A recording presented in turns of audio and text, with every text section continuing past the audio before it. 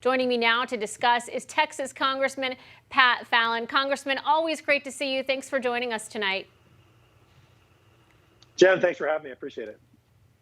You know, I don't think that I've ever seen the Democrats as border obsessed as they were when this footage emerged. The allegations of abuse were debunked many times over, but they continued to pounce on these border agents who were just doing their jobs. DHS declining to investigate, but it seems they still won't let it rest. Aren't we focusing on the wrong guys here? Well, Jen, what the Biden administration has done repeatedly is put America last. We hire Border Patrol agents to do what? Guard the border. And what were these men doing? Guarding it and guarding it well. These limousine liberals do not understand what horses are. There's a bit and there's reins and there's a bridle. That's how you control a horse. A horse is not a 900-pound dog. It's a different animal. And they have no idea. Those agents didn't do a thing wrong. Even the photographers that took the pictures said as much. So Biden was, again, talking, out of the side of his mouth, not realizing what the truth was. And, you know, Congressman, the Biden administration promised transparency, and they certainly haven't delivered that. You have shed light on a lot of the issues that they're dealing with down at the border. And we've heard a lot about those migrant flights that are going everywhere in the middle of the night. They're very secretive. Various cities across the country are getting these migrants. Now there's a new discovery. It's from Texas Congressman Lance Gooden. He was in an interview this week saying that a whistleblower alerted him to work that some nonprofits are doing. They're helping migrants with secret hotel accommodations. They're giving them instructions on how to get through TSA without an ID, how to assimilate into America.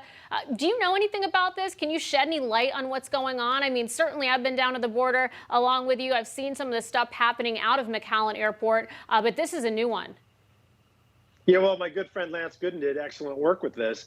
And yeah, Jen, what you see if you go down to McAllen or other parts of the border, you'll see some commercial flights leaving with migrants, either half the plane or sometimes almost the entire plane full of folks that don't even have picture IDs. We don't really know who they are, but they all have packets that says, I don't speak English. Could you please help me get to my next gate? And what the Border Patrol has been instructed to do by the Biden administration is they'll give them these flights, these tickets, and all the immigrants do, the unlawful migrants, is they'll say, well, I have family in Seattle or I have friends in Baltimore. The cartels in a lot of these cases are telling them where to go because they're indentured servants. Who paid for their transit? A lot of the times the cartels did, because these folks, particularly from Honduras, Guatemala, and El Salvador, are so poor they can't afford the passage. So they end up working for the cartels for an unknown amount of time while they're here. And you know that's sexual trafficking as well, because these young women are going to work it off in a horrid way.